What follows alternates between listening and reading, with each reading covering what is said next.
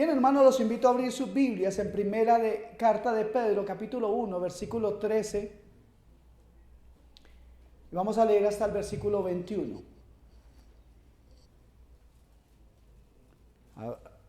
Amén. Yo voy a leer en la versión de la Biblia de las Américas. No sé si la podemos poner en la Biblia de las Américas, hermano Oscar. 1, 13 al 21. Primera carta del apóstol Pedro, capítulo 1, versículos 13 al 21. Y dice así la palabra del Señor. Si quieren aquí pueden seguirlo porque aquí va a estar en Reina Valera, así lo pueden. Y entonces vamos a leer todos juntos, ¿ok? Unánimes.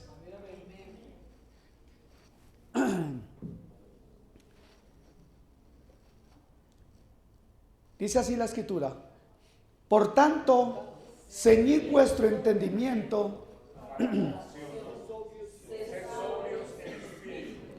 poned vuestra esperanza completamente en la gracia que se os traerá en la revelación de Jesucristo. Como hijos obedientes, no os conforméis a los deseos que antes teníais en vuestra ignorancia, sino que así, como aquel que os llamó es santo, así también sed vosotros santos en vuestra manera de vivir. porque escrito está: sed santos porque yo soy santo.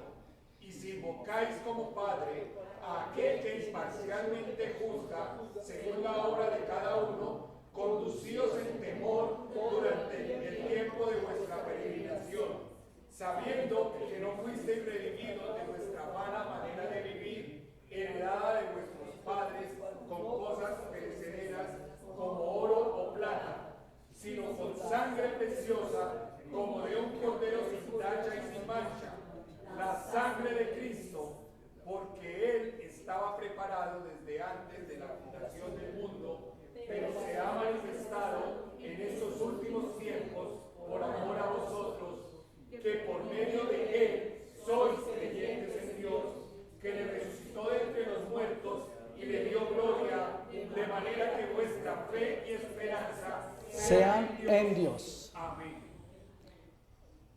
Ceñid los lomos de vuestro entendimiento, nos dice el apóstol Pedro inicialmente. Esto nos lleva de forma inmediata a pensar en una vida que está ordenada, una vida que tiene, o mejor dicho, que está enfocada en algo. Amén. Y para eso, dice el Señor, se necesita un espíritu sobrio. Un espíritu sobrio significa un espíritu enfocado que busca los deleites en Dios y no en las cosas de este mundo.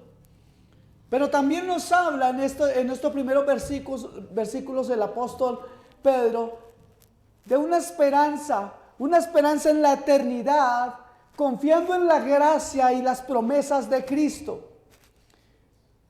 Por otro lado, el apóstol Pedro, al escribir todo esto, nos recuerda que nosotros debemos buscar la santidad porque Dios es santo, y que nosotros lastimosamente tenemos la tendencia a poner en riesgo todo lo que es santo en nuestras vidas. Y por esa razón, entonces, en el resto del pasaje nos ayuda a entender muchas otras cosas. Y quiero decirles también que en esta mañana voy a enfocar el mensaje en 3 versículos a partir del 18 hasta el 21. ¿Por qué leímos todo esto? Porque esto nos sirve de contexto para saber hacia dónde vamos. Así que esta tercera razón o esta razón para seguir creciendo en la santidad nos ayudará a entender o nos puede motivar. Esto que vamos a hablar de los versículos 18 en adelante, nos puede motivar a cultivar dicha santidad, la cual, les repito, nosotros los seres humanos estamos casi siempre dispuestos a poner en riesgo, estamos dispuestos a sabotear nuestra propia santidad. ¿Cuántos saben eso? ¿Entendemos eso? Nosotros tenemos la tendencia a sabotear nuestra propia santidad. ¿Cuántos de nosotros hemos dicho, Señor, quiero dedicar mi vida a ti? ¿Cuántos hemos dicho, Padre, yo quiero vivir en santidad, yo quiero serte fiel, yo quiero trabajar para tu obra? Y salimos de la iglesia después de hacer la promesa y en la misma tarde ya estamos equivocándonos de nuevo. Obviamente todos ustedes aquí entienden que tenemos un corazón perverso. A algunos les suena raro eso. Ay, que yo tengo un corazón de abuelita, dicen algunos. Pero no es cierto. La Biblia dice, yo no sé usted, pero yo le creo a la Biblia. La Biblia dice que ustedes y yo tenemos un corazón ¿qué? Engañoso y perverso más que cualquier otra cosa. Y eso lo hemos hablado muchas veces aquí. Entonces, mis amados hermanos, creo que nosotros, lastimosamente, después de haber vivido muchos años incluso en el Evangelio, todavía hay cosas que nos hacen adictos a ciertas pasiones de la carne, patrones pecaminosos. Y esto sucede, mis amados hermanos, porque nunca esa persona ha adquirido realmente el valor necesario por el sacrificio de la sangre derramada en el madero. Esa persona no ha entendido correctamente lo que significó, lo que significa y lo que significará la cruz de Cristo. Mi mensaje en este día es respuesta a la redención. ¿Sabemos qué es redención? Ok. Si no saben, me mandan un mensaje en la semana y lo explicamos completamente. Ok. Entonces, es importante que nosotros entendamos el valor, la grandeza de la redención, porque yo creo que nosotros, a través de ese conocimiento, Dios puede sacar de lo profundo de nuestro corazón, de lo profundo de nuestro ser, aquellas cosas que no nos permiten desarrollar en nosotros una mejor y más grande pasión, una pasión creciente por la gloria de Cristo, quien estuvo dispuesto y se sacrificó de una manera tremenda. Y quiero repetir, estuvo dispuesto a glorificar al Padre en la obediencia a la cruz y de alguna manera también a glorificarnos a nosotros vía la cruz. ¿Cómo puede ser que Cristo nos glorifique a nosotros? Romanos 8:29 dice, porque a los que antes conoció también los predestinó para que fuesen hechos conforme a la imagen de su Hijo, para que Él sea el primogénito de entre los hermanos. Él el primogénito glorificado, pero esa era la intención, que Él fuera el ejemplo para que nosotros siguiéramos también ese mismo caminar. De hecho, les invito a que ustedes lean la oración de Jesús en Juan 17. En el versículo 20 dice que Él se glorifica para que nosotros seamos glorificados. Entonces, de esa manera, Cristo glorifica al Padre en obediencia y de alguna manera nos glorifica a nosotros comprándonos a precio de su propia sangre, muriendo una muerte terrible para que nosotros en Él seamos glorificados. Amén. Ahora, si nosotros pudiéramos realmente darle el peso, darle el valor que significa esto, lo que Cristo hizo en la cruz, de esa forma tan extraordinaria, yo creo que nuestra forma de vivir sería totalmente distinta. Si nosotros fuéramos conscientes de esta verdad, Cristo fuera nuestro Señor totalmente, ustedes y yo viviríamos de otra manera, ¿sí o no? ¿Cuántos saben que no estamos viviendo como Dios quiere? Qué bueno que algunos dicen que sí está bien, me alegro por eso. Permítame otra vez leer los versículos 18 y 19. Mire lo que dice. Sabiendo que no fuiste redimidos de vuestra vana manera de vivir, heredada de vuestros padres con cosas perecederas como oro y plata, sino con ¿qué? Sangre. Yo quiero que tomen en cuenta tres palabras aquí. Con sangre preciosa como de un cordero sin tacha y sin mancha, la sangre de Cristo. Entonces fuimos ¿qué? Redimidos de ¿qué? Redimidos es una palabra. Luego fuimos redimidos de ¿qué? De una vana manera de vivir. Y no sucedió esto por algo gratuito, sino que hubo un pago y ese pago fue la sangre de Cristo. Entonces aquí tenemos dos versículos, pero tres palabras claves, que son redimidos vana y sangre. La primera, redimirse. La palabra redimido, viene del mundo antiguo. ¿Y cómo funcionaba esto? Yo lo he explicado de alguna manera, pero hoy quiero agregar algo.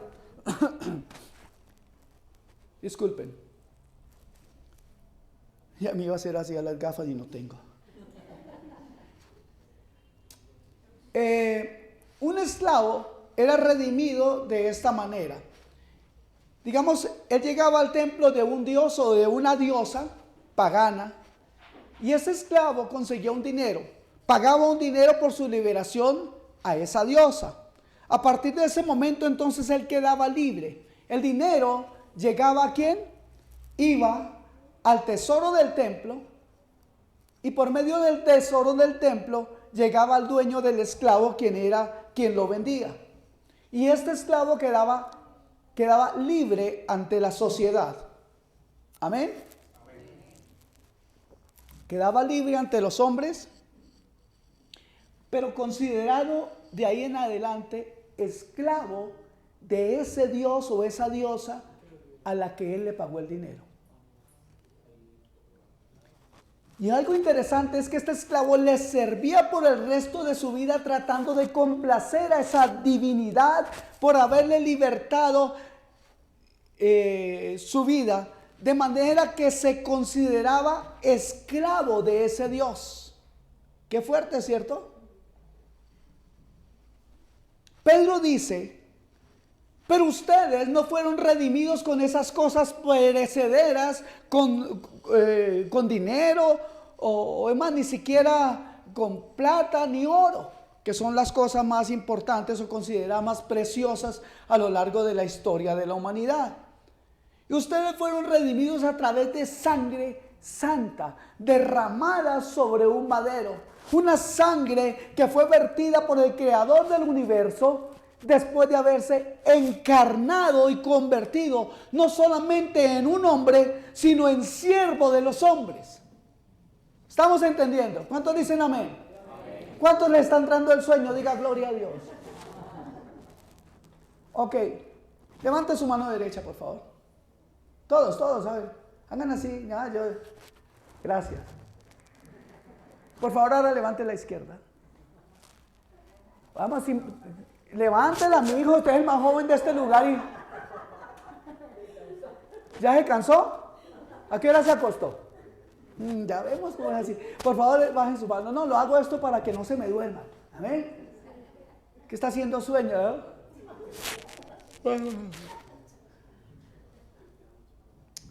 Gloria a Dios, Señor. Te damos gracias por estos hermanos que están por fin despiertos. Despiértamelos, Dios.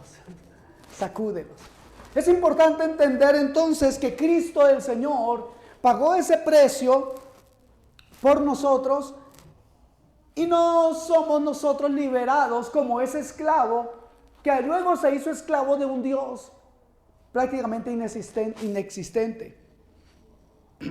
Así que Cristo se hizo no solamente hombre, sino que se hizo siervo de los hombres para libertarnos a nosotros de nuestra esclavitud. Él fue vendido por uno de los suyos, ¿como quién? Como Judas, y negado por uno de sus mejores amigos, y no una vez, sino 3 veces. Ahora, en la antigüedad, como ya lo dijimos, el esclavo que era libertado se consideraba esclavo de ese dios o diosa. Pero él hacía con su vida hasta lo imposible para complacer a dicha divinidad, quien él creía que lo había libertado. Y estaba dispuesto a vivir su vida con temor a las consecuencias, pero tratando de complacer a este Dios. Imagínense si nosotros pensamos, si fuimos o llegamos a la conclusión o entendemos que nosotros hemos sido redimidos por la sangre de Dios, crucificado en un madero, lo que eso debería hacer para nosotros en nuestra vida, lo que debería impactarnos a nosotros esto. ¿A cuánto les impacta que Dios tuvo que pagar por su pecado? No están muy convencidos. Algunos creen que son cristianos sin necesidad de que Cristo les haya pagado por sus pecados, porque muchos se sienten muy buenos. Mis amados hermanos, ¿Cómo deberíamos vivir realmente cuando nosotros entendemos que Cristo pagó por nosotros? Ahora nosotros no solamente fuimos redimidos del pecado, sino que fuimos redimidos para Dios. Nosotros somos posesión suya, dice Tito 2:14. No fuimos redimidos solamente y dejados ahí. Bueno, los sané y sigan caminando. No, Él dijo, yo los redimo, yo los pago, yo los compro, pero los tomo para mí. Ustedes son hechura mía. Yo los amo porque yo los creé. Amén. Ahora, por nosotros se pagó un precio. Y en 1 Corintios 6:20 dice, pues por precio habéis sido comprados, por tanto, glorificad a Dios en vuestro cuerpo y en vuestro espíritu, los cuales son de Dios. O sea, hermanos, Dios nos sacó de esclavitud a libertad. Eso es redención. Cuando Cristo me redimió, Cristo me rescató de mí mismo. ¿Cuántos pueden decir eso? Somos redimidos de nosotros mismos. Acabamos de decir que tenemos un corazón que engañoso y perverso más que cualquier cosa. Algunos dicen, no, yo sí tengo un corazón lindo. Y algunos dicen, piensan en corazón y enseguida hacen corazones rojitos y bien formados. Pero cuando vemos las cosas, ¿saben de dónde salen las guerras? Los homicidios, los robos, los adulterios, la perversidad de ese corazón lindo que usted tiene. De ahí salen. A nosotros ¿sabe? Hay algo triste, pero los latinoamericanos hemos sido criados a base de novelitas. Las señoritas andan allá, el príncipe, y luego el muchacho.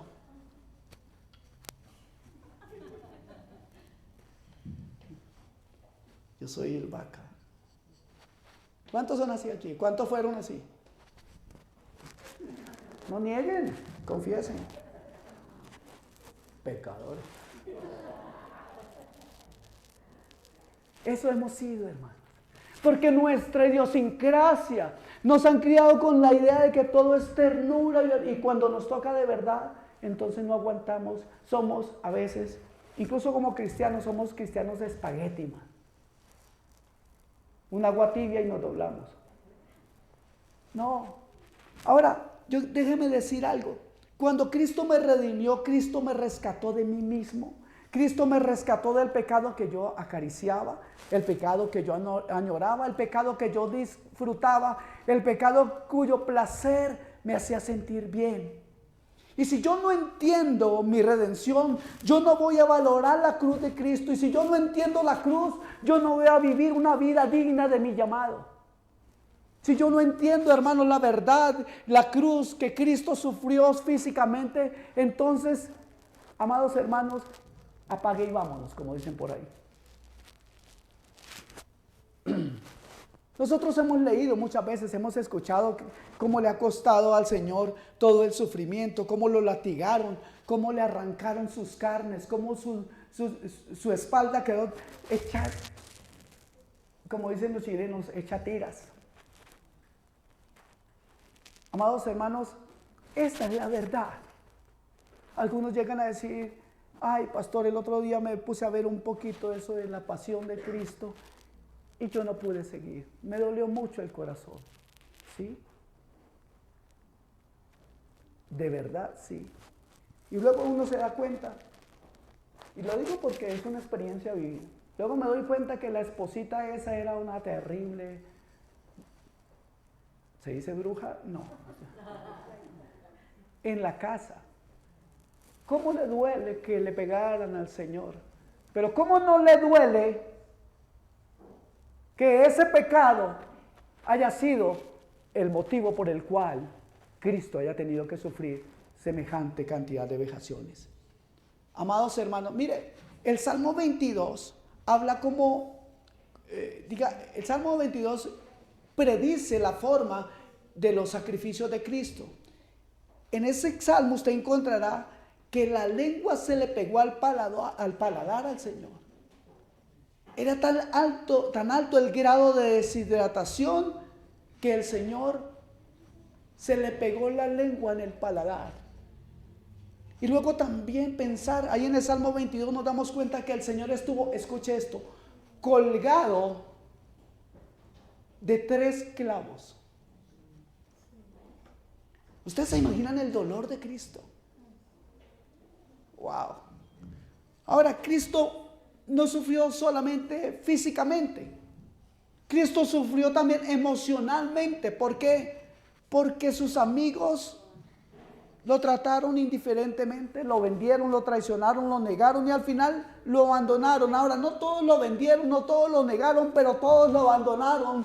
Y Cristo sufrió espiritualmente porque estando en la cruz sufrió el acoso de todos los demonios tratando de que Él muriera de la forma más rápida. Hasta que Él se rindiera en el último momento. Y si eso no fuera suficiente, Él experimentó la soledad terrible al sentir el abandono de todos sus amigos, pero también del Padre. Por eso llegó a decir, Padre mío, ¿por qué me has abandonado? Eso significa la redención. Él nos sacó de la esclavitud a la libertad, a la luz. Él nos trajo vida y eso significa redención. Ahora, si yo puedo entender eso, yo voy a vivir de otra manera. Y como diría alguien, la cruz prueba mi estilo de vida, pone a prueba mi estilo de vida. Amén. La cruz pone a prueba mi estilo de vida.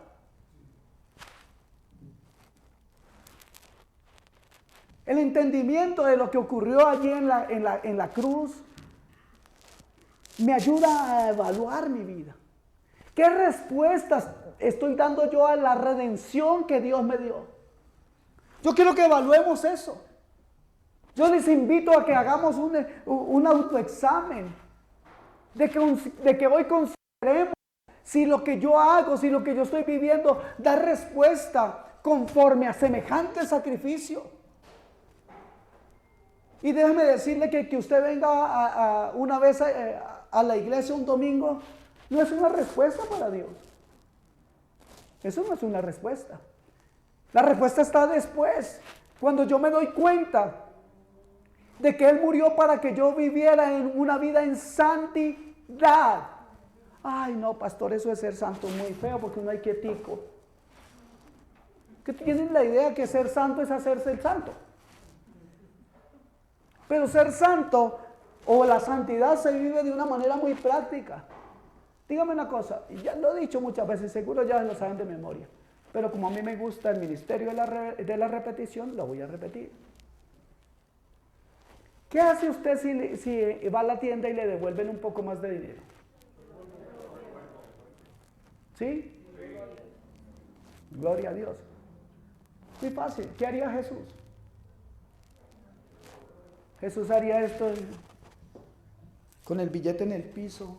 Imagínense a Jesús ahí mirando, poniendo el pie encima, esperando que nadie esté para agacharse a recogerlo, sabiendo que eso es el fruto de un trabajo, de un hombre, de una mujer, de una madre, de un padre responsable que ha tenido que trabajar duramente para llevar el sustento a su casa y no robárselo.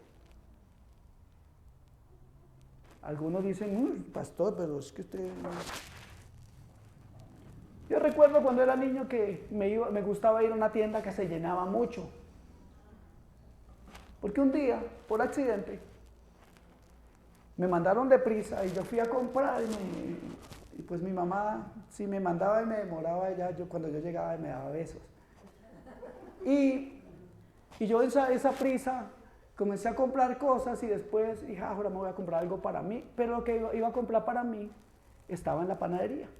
Entonces iba a ir corriendo para que me alcanzara el tiempo y iba a alcanzar a comprarme algo que se llamaba pera. ¿La conocen ustedes? Quería comerme una pera. Y bueno, yo con mi afán llegué a la panadería y me di cuenta que no había pagado en esa tienda. Uy, qué suerte tuve, dije. Le aseguro que yo ya le pedí perdón a Dios por eso. Usted puede hacerlo hoy también, para que no se ría mucho de mí. Así que, amados hermanos, debemos evaluar lo que es nuestro estilo de vida. Pedro me explica algo más, me dice que fuimos redimidos de vuestra vana manera de vivir. Esa es la segunda palabra. La primera, redimidos, y ahora de vuestra vana manera de vivir. Me parece, mis amados, que no nos hemos detenido a pensar qué es a lo que se refiere la vana forma de vivir. Yo quiero que veamos esto en una mayor profundidad, porque esto me va a permitir entender, comprender el valor de la cruz. Quizás me lleve a vivir de una manera completamente diferente a como quizás hemos estado viviendo hasta hoy. Una vana manera de vivir es una vida vacía. Una vana manera de vivir es un estilo de vida que el mundo me ofrece, es tomar lo que el mundo me ofrece.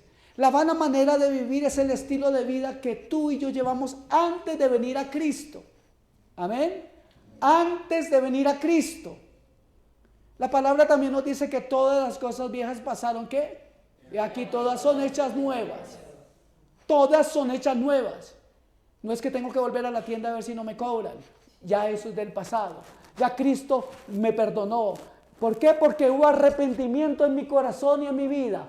¿Cuántos pueden decir gracias, Señor, porque siento tu perdón, porque he experimentado tu perdón, porque tengo gozo por tu perdón, porque tengo libertad por tu perdón? ¿Cuántos tienen libertad? Gloria a Dios, tenemos que tener libertad. Y si hay algo que estorba en este día, hoy tienes una gran oportunidad para decirle: Señor, te entrego esta carga, te entrego esto que no está conforme a lo que tú enseñas, Señor. Gracias, Señor, por haber sido lavado con la sangre, Señor, con tu sangre.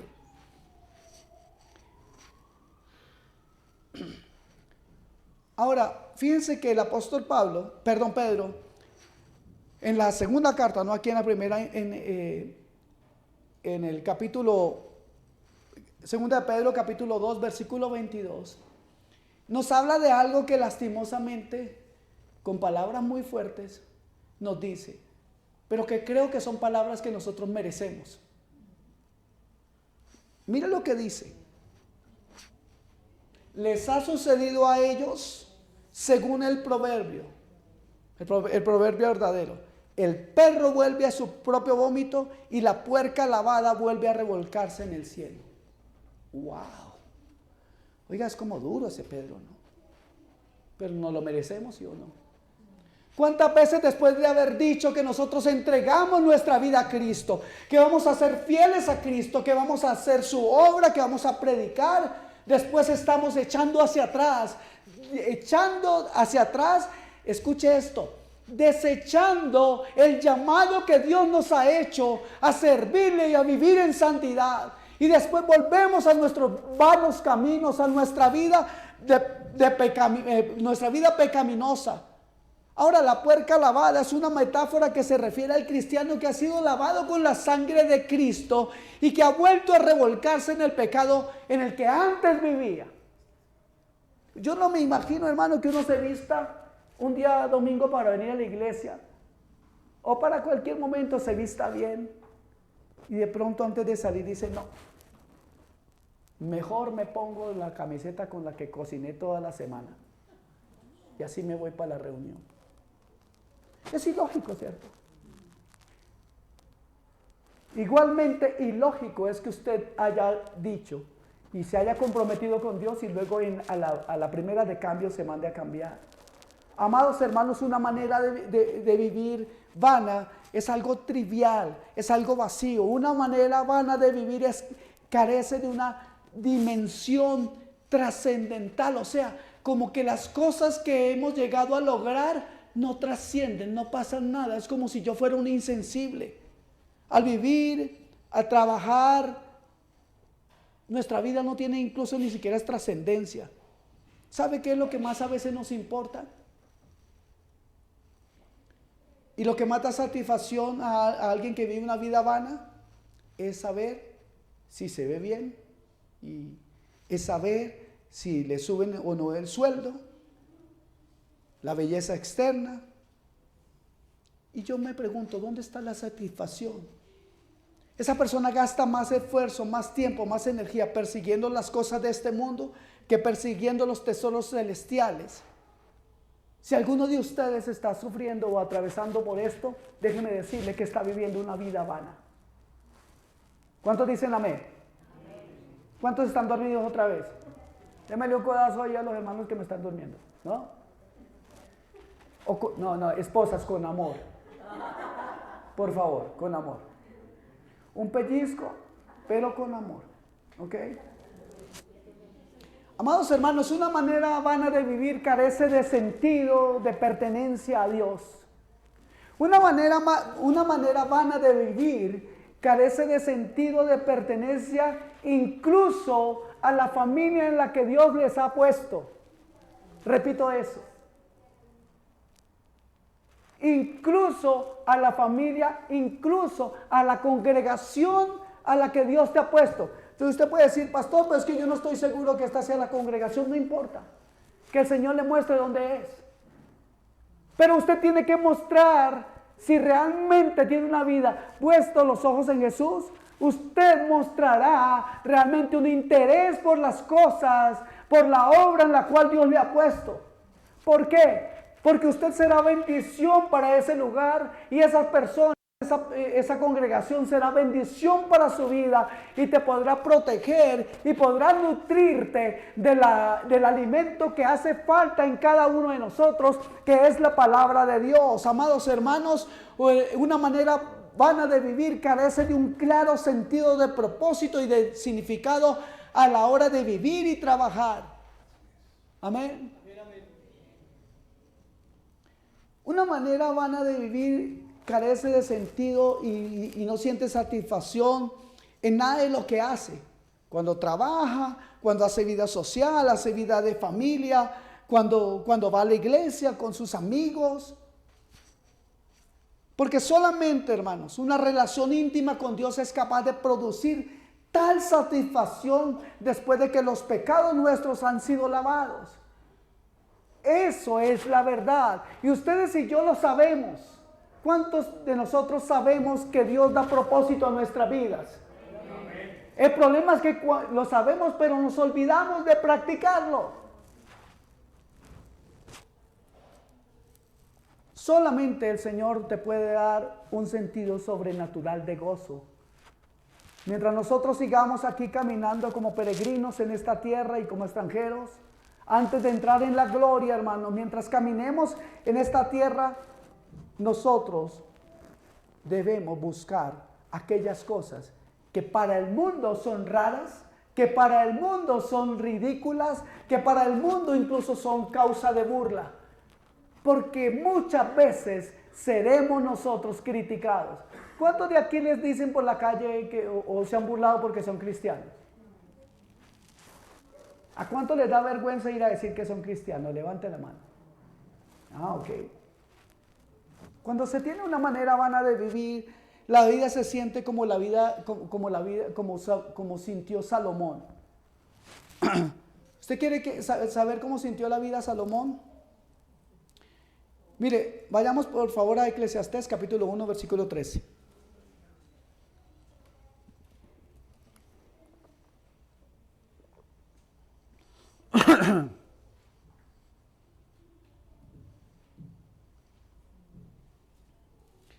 Dice, y apliqué mi corazón a buscar e investigar con sabiduría todo lo que se ha hecho bajo el cielo. Tarea dolorosa dada por Dios a los hijos de los hombres para ser afligidos con él. ¿Qué? Dios me dio una tarea para ser afligida con esa tarea.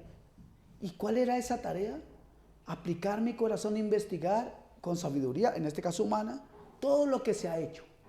Todas las cosas terrenales, todo lo que se ha hecho debajo del cielo. Esta es la vida. La vida es una tarea, un trabajo doloroso. Y Dios se la dio a los hombres para que los hombres sean afligidos. ¿Usted puede creer eso? ¿Usted puede creer cómo es la vida vista por un hombre que verdaderamente perdió su sentido? Salomón perdió el sentido de lo trascendente y su conexión con Dios. Así viven, hermanos, lastimosamente muchos. Una vida dolorosa. Muchos hijos de Dios que todavía van o ven la vida simplemente como una tarea dolorosa, siendo hijos de Dios. Y esto es triste. Salomón estaba consciente de dicha realidad, pero no le encontraba sentido a la vida. Y escuche esto, desde el capítulo 1 de Salomón, no vaya ahí, versículos 12 en adelante, hasta el capítulo 2, versículo 26, la palabra trabajo aparece 15 veces en esos versículos. Todo era un trabajo, las palabras o frases bajo el sol, el cielo, vanidad de vanidades, correr tras el viento. ¿Usted ha corrido tras el viento alguna vez? ¿Será fácil? Todo eso nos da una idea de cuán insípida era la vida de Salomón. Porque él estaba viviendo una vida vana. A él lo que le importaba conocer eran las cosas que sucedían debajo del sol, debajo del cielo. No le importaban las cosas de arriba. Por eso es importante que nos hagamos una pregunta. Le voy a hacer una pregunta. Si lo que usted hace hoy, o como va en forma de pregunta, lo voy a hacer mejor así. ¿Lo que usted hace hoy tiene alguna importancia después de que usted muera? Entonces, ¿por qué lo hace? El autor de Eclesiastés, con mucha sabiduría, llegó a entender muchas de estas cosas que estoy hablando. Y ese entendimiento le producía mucho más dolor, porque la vida para él llegó a ser monótona, era una vida vacía. Esa vida monótona tiene como resultado que vive muchos momentos monótonos. Cuando nosotros no hemos podido encontrar afuera lo que uno entiende que es su satisfacción, su gozo, y en vez de buscarlo hacia arriba, comienza a buscarlo dentro de sí mismo, su vida se convierte en una vida monótona y se convierte usted o cualquiera de nosotros en alguien egocéntrico.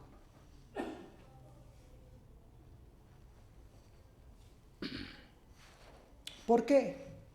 Porque de ahí en adelante la persona se vuelve incapaz de ver la vida como Dios la ve. Y no ha habido un hombre más egocéntrico que Salomón en el momento en el que él se pierde. Él se pierde en un momento y no había nadie más egocéntrico que él.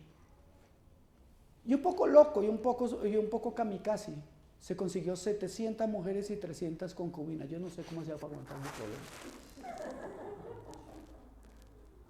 Era tan egocéntrico que solo quería, todo lo que quería lo traía para él.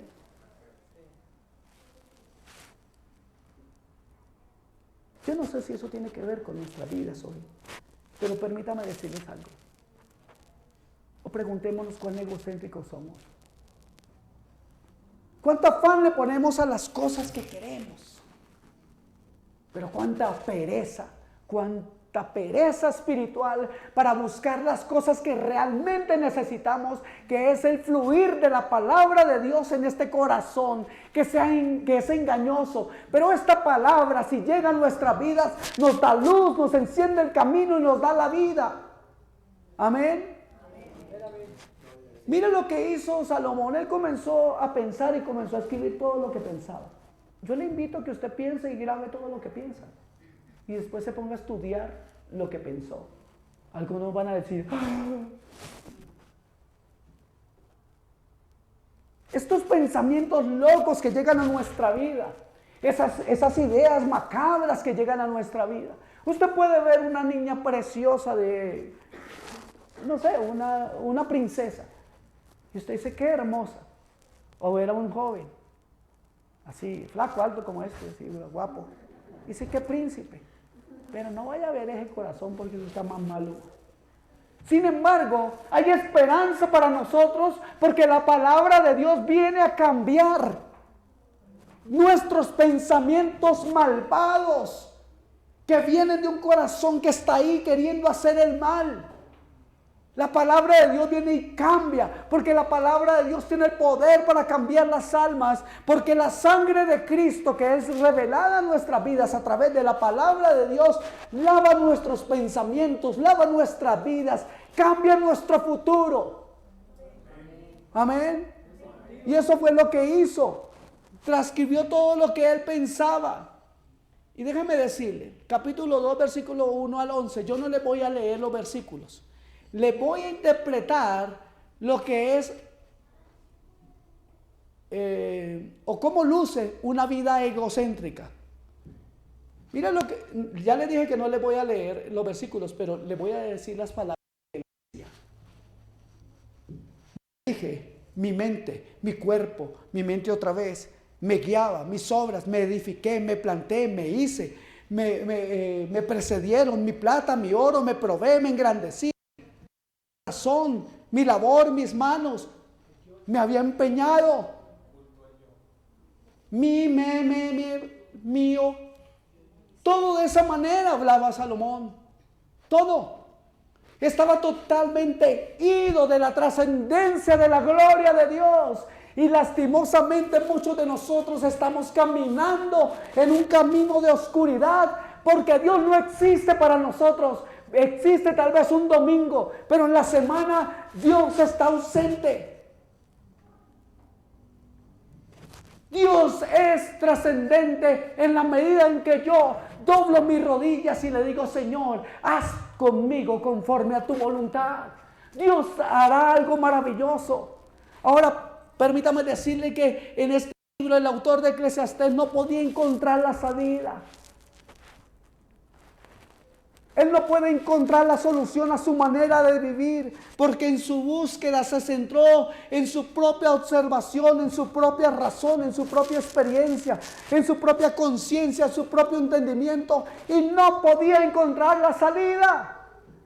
Y nosotros creemos, no, es que yo tengo que ser inteligente para hacer esto. Usted lo que necesita es ser sabio, y la única manera de ser sabio es bebiendo, tomando de la fuente de sabiduría que se llama Cristo Jesús. Amén. Gloria a Dios. Lo que uno encuentra a lo largo del libro de Eclesiastés no es simplemente un hombre vacío en todas esas palabras. Cuando usted estudie ese libro de Eclesiastés, lo que encontrará es un hombre con un dolor emocional profundo, en una gran necesidad de anestesiar ese dolor. Y lo único que hacía para anestesiar ese dolor es llenarse de mujeres y de cosas y de crear y de hacer. Y él hablaba de vino. Él hablaba de relaciones sexuales que experimentó, las múltiples obras que hizo, los jardines que plantó, los viñedos que desarrolló. Todas estas cosas no era más que un intento fallido de tratar de anestesiar el dolor profundo que la vida vana le había dejado. Una vida vana trae tristeza. Una vida vana es una vida sola. Una vida vana es una vida dolorosa. ¿Cuántos de ustedes la quieren vivir? Tenemos la fuente de vida, se llama Jesucristo, quien nos redimió, nos compró. Amados, si yo no entiendo de dónde sacó Cristo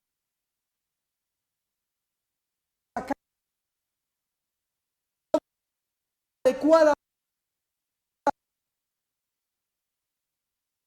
para producir algo bueno en mí, porque no la valoro, no la tomo en cuenta. Pero si la cruz está firme en mi vida, si está frente a mis ojos, ella puede traer a mi vida una santa manera de vivir. Ya casi comienzo a terminar. Y para el resto de tiempo que me queda, quiero hablar de la sangre. Mira lo que dice, una vez más la palabra, porque fuimos redimidos de esa vana manera de vivir. ¿Por medio de qué? De su sangre. Ay, no, yo no puedo ver sangre, pastor, me decía una muchacha. ¿Cómo me gustaría que muchos saliéramos de esta mentalidad a veces tan cerrada? Y no dije que salieran, dije que saliéramos. Y eso me incluye a mí. Porque caminamos a veces con una forma de pensar tan chiquita, tan pequeña. ¿Sabe por qué es pequeña, chiquita y limitada nuestra forma de pensar? Porque todavía no hemos descubierto al grandioso Dios, al poderoso Dios, al majestuoso Dios. Ahora Pedro pudo haber dejado el tema así, nosotros no hubiéramos la predicación, pero Pedro lo alargó con este cuento de la sangre. Y vamos a ver un poco más de esto. Él habla en la predicación, me refiero a Pedro, y dice que la sangre de Cristo, ese cordero sin tacha y sin mancha, él realza eso. Y yo creo que ustedes y yo estamos seguros de que algo, la sangre de Cristo, de este cordero sin mancha y sin tacha, era todo lo opuesto a lo que tú y yo somos. La palabra pecado, de acuerdo a un hombre, a un académico de apellido Golding, que también fue citado por muchos otros, nos habla de que la palabra pecado tiene múltiples connotaciones en la Biblia. Entre esos significados, entre los más frecuentes, escuche esto, está la palabra pecado significa fracaso, rebelión, transgresión y desviarnos del camino correcto. También significa mancha e infidelidad, entre muchas otras cosas. De manera, amados hermanos, que cuando usted lea otra vez o escuche que Cristo le redimió, Cristo nos redimió de una vida de fracaso, de una vida de rebelión, de una vida de transgresión, de andar por un camino torcido y de una vida marcada por la infidelidad. De ahí nos sacó Cristo. En Levítico 16, no vaya ahí, se nos habla justamente de la obra que Cristo vino a hacer en la cruz. En Levítico 16 se describe con lujo de detalles el día de la expiación, porque ese día llegaba el sumo sacerdote y llegaba con todo su vestimenta real, con el pectoral que traía 12 piedras que simbolizaban, ¿qué significaba? Las 12 tribus de Israel, ¿cierto? Así llegaba con una ropa, con su ropa gloriosa. Pero luego se quedaba en una bata blanca que tipifica ¿qué? La pureza y santidad de Cristo. Y así entonces el sacrificio. Se quitaba entonces ese ropaje de gloria, simbolizando la encarnación de Cristo. Y se quedaba entonces con esa bata blanca. Y después de haber terminado el sacrificio que hacía, volvía a vestirse de gloria, tipificando el regreso a la gloria de Cristo Jesús. Todo eso está mencionado en el capítulo 16 de Levítico. ¿Por qué toco esto? Porque este académico, el que le hablaba hace un momento, también hace un estudio y habla de 4 palabras para referirse al pecado. Y esas 4 palabras, la primera es polución. Han oído hablar de polución, ¿cierto? La polución implica una contaminación profunda, dañina e intensa y de esa contaminación del pecado me lavó Cristo. Nos lavó Cristo. ¿Cuántos dicen amén? Amén. Gloria a Dios. Luego la palabra siguiente es rebelión, que es una violación intencional de un mandato con un desafío a la autoridad. Haga de cuenta que usted está conduciendo y aparece un policía y le hace así, pare. Y usted dice, qué policía ni qué nada, le tira el carro por encima. Más o menos eso hicimos con Cristo. Con nuestro pecado lo que hacemos es avanzar, no importando que Cristo está en el medio. Lo que queremos hacer es satisfacer nuestro pecado. Y en ese momento estamos enviando a Cristo a ese sufrimiento de dolor, a ese sufrimiento y dolor. Ahora, luego hay otra palabra, iniquidad, que es una maldad grande. Y luego, también esa palabra pecado también significa algo mal hecho, un acto pecaminoso. Ahora, no importa, ¿por qué toco esto? Ahora redondeo. Porque no importa si es algo serio o es algo trivial. ¿A qué me refiero? No importa si estamos hablando de un adulterio. No importa si estamos hablando de robarle un dulce en el supermercado. Todas esas cosas, según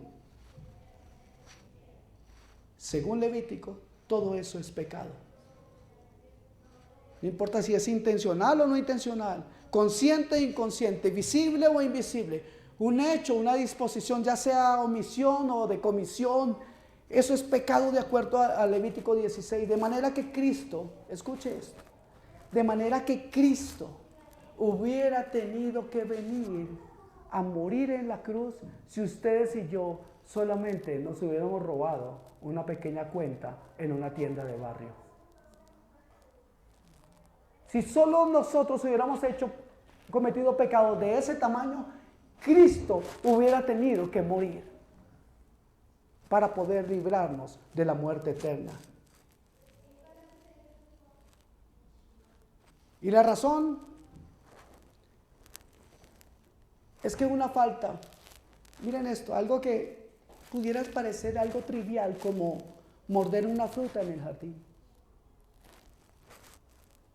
Algo como eso es monstruoso a la luz de la santidad de Dios. Pero a nosotros no nos parece que eso sea algo muy terrible. A nosotros no nos parece que el pecado de la niña de la casa sea algo muy terrible. No, porque como es la niña y es un pecadito. A nosotros no nos parece. ¿Y sabe por qué? Porque nosotros hemos sido concebidos en pecado. Hemos crecido en pecado. Hemos vivido en pecado. De hecho, hoy vivimos en medio del pecado. ¿Sí o no? Eso no significa que estemos pecando diariamente y de forma obsesiva. No. Pero admitimos el pecado, hermanos. Ahora, mi polución o contaminación moral tuvo que ser lavada por la sangre de la persona más santa en todo el universo. Alguien que Pedro describe como alguien sin mancha, sin tacha. Alguien santo, santo, santo. Amados hermanos, en la vida de Jesús, cuando estuvo aquí en la tierra, escuchen, entró en su mente un solo pensamiento pecaminoso. Vinieron tentaciones, pero Él no permitió que eso creciera en su vida. Y ahí está una vez más la lucha mental. ¿Cuántos han oído de la guerra espiritual? ¿Dónde sucede? Diga, en el coco. Ahí es donde tenemos que nosotros estar atentos, hermanos. Mi rebelión fue imputada o cargada a Cristo, le fue cargada a la persona más sometida que jamás haya vivido. Él nunca quiso hacer su propia voluntad, Él simplemente hizo la voluntad del Padre. Mi iniquidad fue pagada a base ¿de qué? De su desnudez en la cruz. Fue pagada a precio de vergüenza en la cruz, a precio de bofetadas, a precio de escupitajos en su propio rostro, a precio de latigazos en su espalda, a precio de sus manos y sus pies clavados.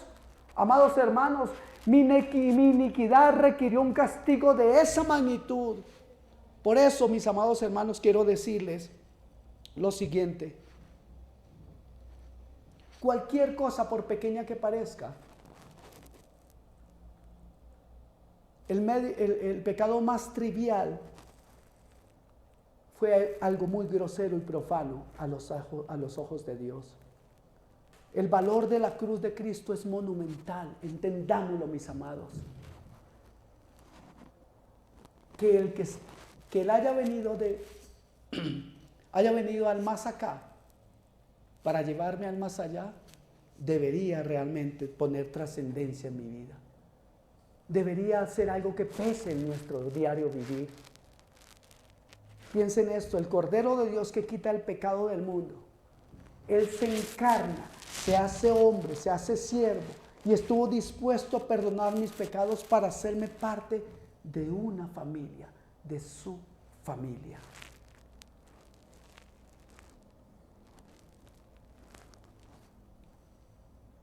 Que Él muriera por la criatura más rebelde es algo que debería contar para nosotros. De la misma manera, amados hermanos, que el esclavo de la antigüedad era libertado y él creía que era libertado por un dios pagano, una diosa pagana que realmente no existe. Él trataba de complacerlo en el resto de su vida. porque se consideraba esclavo o esclava de esa divinidad.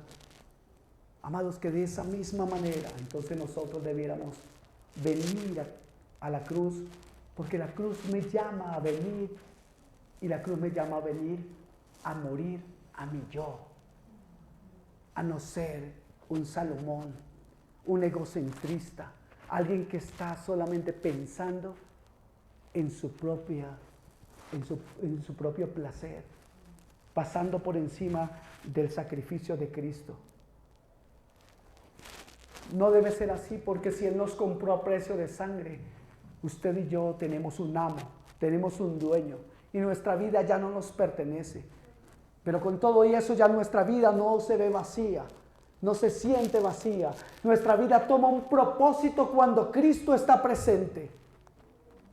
Ahora que Dios mismo se haya hecho siervo para librarme de mi esclavitud y traerme a la libertad que me permite entonces vivir diferente, eso traerá gozo a su vida.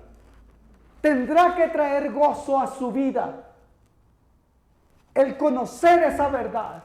¿Cuántos quieren pedirle a Dios, Señor, revélame esa verdad? Amén. Necesito gozo en mi vida. Pero nosotros pensamos que la vida se trata de nosotros, hermanos.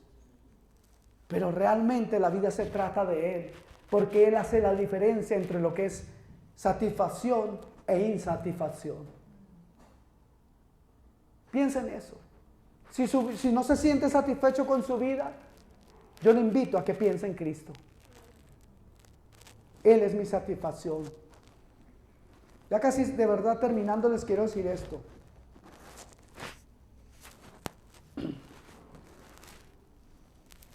La redención es comparable con el precio pagado. ¿Qué significa esto? ¿Cuántos creen que el precio que se pagó, que es la sangre de Dios, es valiosa? ¿Cuán valiosa es? Pues tu redención es así de costosa y es así de extraordinaria. Amén. Nosotros somos tan libres como es la sangre de Cristo. Piensen en eso, por favor. ¿Cuántos saben que la sangre de Cristo es libre y preciosa? Así es nuestra redención, nuestra libertad. ¿Tú piensas que la sangre de Cristo es merecedora de enormes cosas? Bueno, pues así se supone que ha sido la libertad que ha sido comprada por ti. Esa libertad que se ha comprado para ti. Mis amados, el verso 13 que leímos nos dice: pongan su esperanza, en la segunda parte, completamente en la gracia que se le traerá en la revelación de Cristo Jesús. Y en el verso 21, quiero que lo leamos por favor, verso 21 de 1 Pedro 1. Bueno, no está aquí. Dice en la segunda parte, la última parte dice: de manera que vuestra fe y esperanza sean en Dios. Comienza hablando de esperanza en el versículo 13 y termina en el 21 hablando de ¿qué? De esperanza ¿en quién? En Dios. Amados, pongan su esperanza en Dios. Que pongan su fe en Dios, que no lo pongan su fe en nada que no sea Dios, en nadie que no sea Dios. Pongan su esperanza en Dios. No pongan su esperanza en el amigo, en el gobierno, en que voy a tener otro empleo, en el que nada de eso. Pongan su esperanza en Dios, porque para los que aman a Dios todas las cosas le ayudan a bien. Escuchen esto, ya pasó, pero pongan su esperanza en la redención. Él ya pagó el precio. Créanlo, vívanlo, experimentenlo. Esa es la verdad del Evangelio. Nuestra fe, no en lo que Dios va a hacer, sino en lo que ya hizo. Él nos compró. Esa es la obra principal. Lo que podamos vivir hoy será fruto de aquellas cosas que Él ya hizo. Amén. Estamos esperando que Dios traiga o de pronto y nos mande un ángel que nos jale la oreja y nos diga lo que debemos hacer. Pero lo que debemos hacer está escrito aquí. Pongan su esperanza en la redención que ya sucedió. Vivan, gócense por el acto maravilloso de la redención. Hoy tienen la oportunidad de dar respuestas a Dios por lo que Él hizo, por la redención que ya logró para nosotros. Amén. Su esperanza debe estar puesta que hemos sido librados de esclavitud a vida, a libertad. No en lo que Dios va a hacer mañana. Él lo hará como fruto de nuestro amor, nuestra fidelidad y la renovación de nuestro entendimiento, dejando de vivir de una manera vana, olvidándonos de esa vana manera de vivir, tratando de dar respuestas santas a Dios. Si usted se puede imaginar por un momento la grandeza de Dios, la grandeza, la majestad, el poder y la santidad de la sangre de Dios, de esa misma manera, imagínese entonces cuán grande ha sido la obra que el Señor hizo por usted. ¿Cuántos dicen amén? Amén.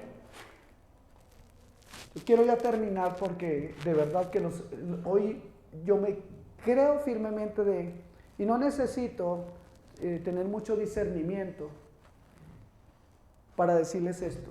Yo creo que muchos de ustedes se acostaron muy tarde. No estoy bromeando.